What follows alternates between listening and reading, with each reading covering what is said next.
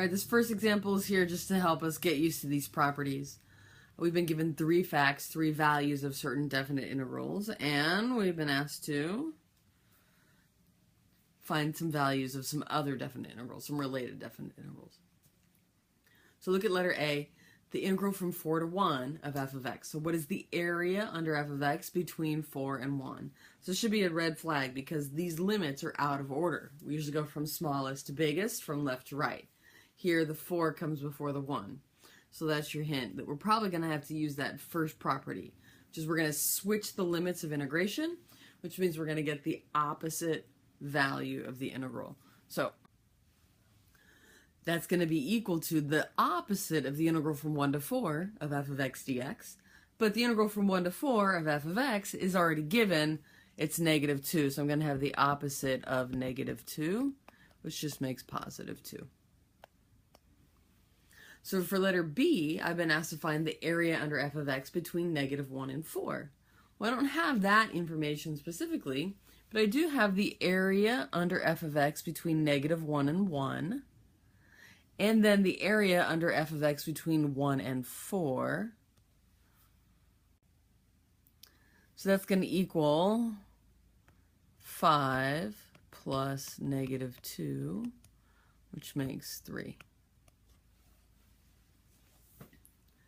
For letter C, I'm going to use the sum and difference rule. So my first job is to notice that I've been asked to find the integral of the sum of 2 functions. That's 2f of x plus 3h of x. So I'm going to rewrite this here. So here's my first step. I'm going to split up the 2 integrals at the addition sign. That's the integral from -1 to 1 of 2f of x plus the integral from -1 to 1 of 3h of x.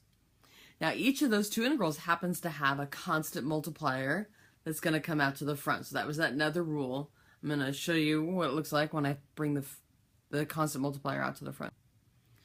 All right, so I've written that out. I'm going to bring the 2 out to the front. So I'm going to have 2 times the integral from -1 to 1 of f of x plus 3 times the integral from -1 to 1 of h of x. And these definite integrals I actually know the values for. The integral from -1 to 1 of f of x is 5, so it's going to be 2 times 5. And the integral from -1 to 1 of h of x has been given. That's 7. We're going to have 2 times 5 plus 3 times 7. That makes 31.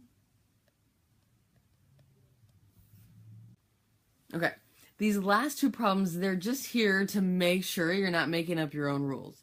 So letter D, the integral from 0 to 1 of f of x. So what is the area under f of x between 0 and 1?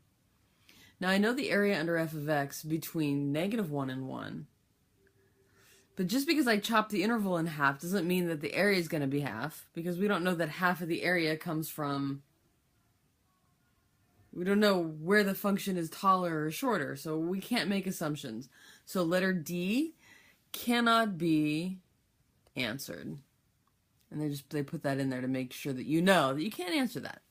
And it's similar for question C. So do I know anything about h of x outside of the one fact that I've been given, which is its area, the area under h of x between -1 and 1? So just because I expand out the area to go from -2 to 2, I can't make assumptions about symmetry or about patterns in this function. So again, this cannot be determined. All right, here's a new kind of problem. We haven't seen this before. I've been given a function f of x, and I now have a formula for a function g of x. We've never seen this before, but it's pretty common. G of x is a function that's a definite integral based on f.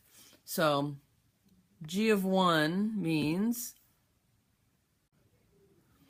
I should take the 1 and plug it in for x. So that's going to be the integral from 1 to, plug in 1 for x, 1 to 1, f of t dt. So here, this is that second rule. I have an integral, the lower limit and the upper limit match. This is going to equal 0.